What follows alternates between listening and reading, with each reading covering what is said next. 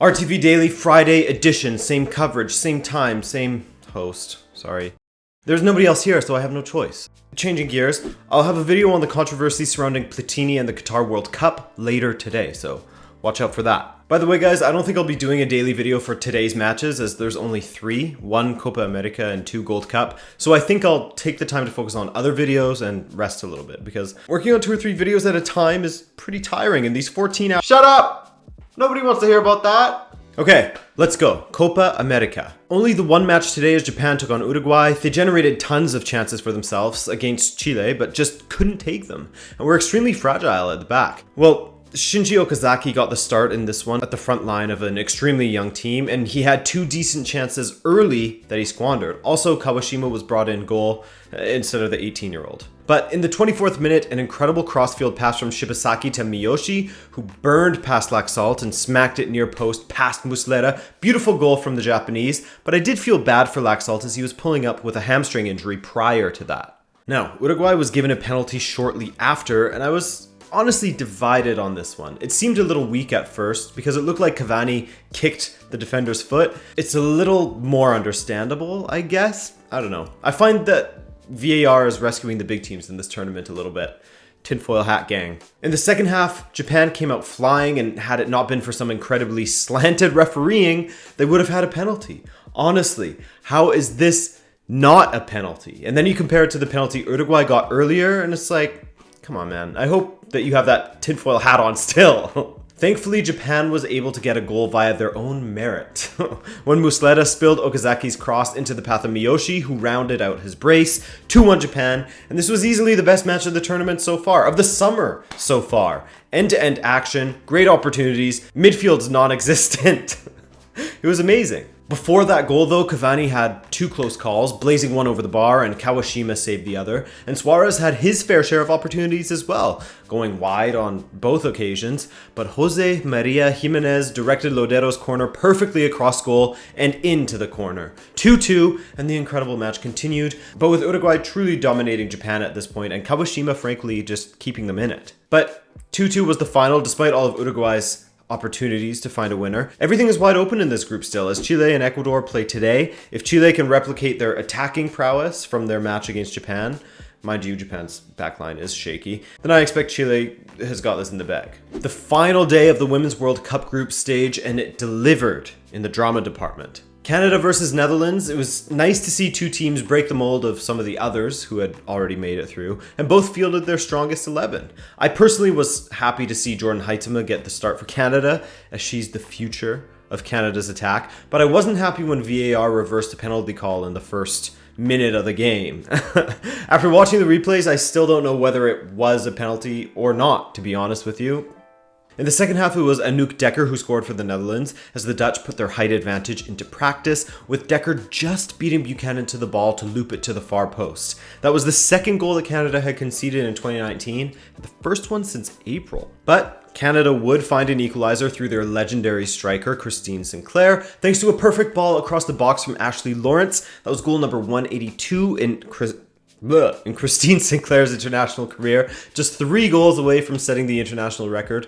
But the Netherlands made some changes, and after Steph Labbe completely misjudged a ball across the box, there was an easy tap-in for Lynette Bernstein. Labbe will want that one back. That should have been dealt with far better. I know it's not nice to say, but I think that Canada's attack was far more dynamic with Adriana Leon, Janine Becky, and Jordan Huitema, but the attempts at goal by Canada in general were quite poor. Nobody had their shooting boots on, and in the end, the Dutch edged it 2-1. In the other match from the same group, Cameroon versus New Zealand, which I was unable to watch, but I flipped back and forth between this match and the last one.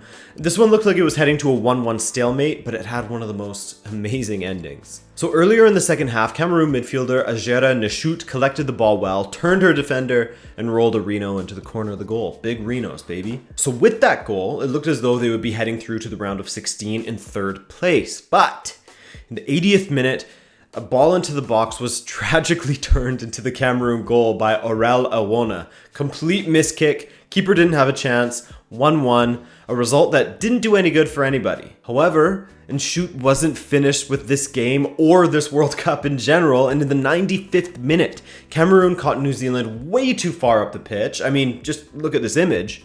and a flicked header put and shoot through with just one defender to beat, which she did easily, and curled the winner into the far corner. 95th minute, man. Before we get to the final standings and what it means for everything, I guess, let's look at the other matches. The USA and Sweden were playing for first place, and the US scored already? That's basically how coverage of this game went, as the US scored from the weirdest goal from a corner very early, one of the earliest World Cup goals ever. A low driven cross about 2 to 3 feet away from goal line that everyone missed except for Lindsey Horan. The US looked incredible in the opening exchanges, but as the half wore on, Sweden became more and more solid defensively and in the attack, as they found some joy attacking down their right flank, with Crystal Dunn looking shaky on a couple of occasions at that left back spot. Then in the second half, the States scored a second, but this goal really annoyed me. And it's the second kind of goal that has been allowed in this tournament of this sort of style. Was there a change to the offside rule? Because here's the situation. Carly Lloyd is in an offside position, but making an attempt at the ball and thus occupying the minds of the Swedish defenders and affecting the play. The Swedish defender fails with her attempt at clearing the ball. It falls to Tobin Heath, and she smashes it into the goal at the near post. Shouldn't that be offside on Carly Lloyd? And this has happened earlier in the tournament as well, when almost the exact same situation occurred in Australia versus Brazil, where Sam Kerr was offside. It doesn't make sense. It's almost as if FIFA changed the offside rules but didn't tell anyone about it. Granted, it all gets very confusing because I know that a player can receive the ball in an offside position if the defender makes a genuine attempt at playing the ball and it falls to the offside opponent. But then you add in that Lloyd was the intended target of the pass and genuinely affects the defender's decision making, but Carly Lloyd was offside, so which rule takes precedent? The genuine attempt to play the ball or the attacker affecting the play first? For me, it has to be the attacker affecting the play first, as well, it occurred first.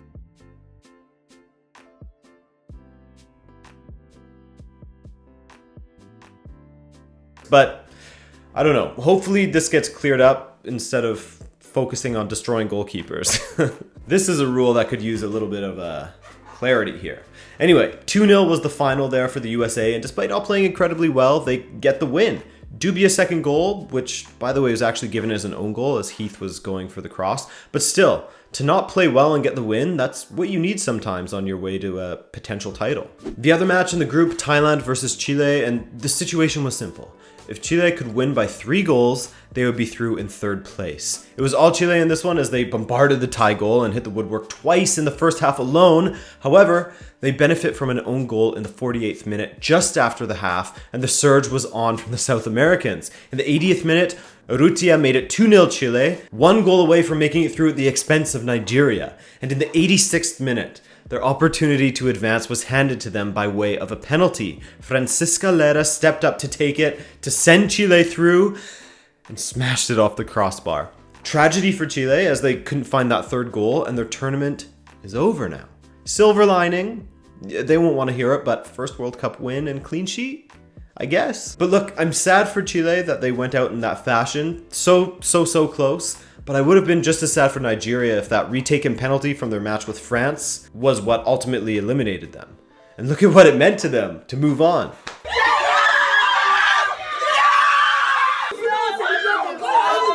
Sobbing with joy. And so the round of 16 fixtures are set. First up, Germany versus Nigeria, then Norway versus Australia, England versus Cameroon, France and Brazil, Spain versus the USA, Sweden versus Canada, Italy versus China, and the Netherlands versus Japan.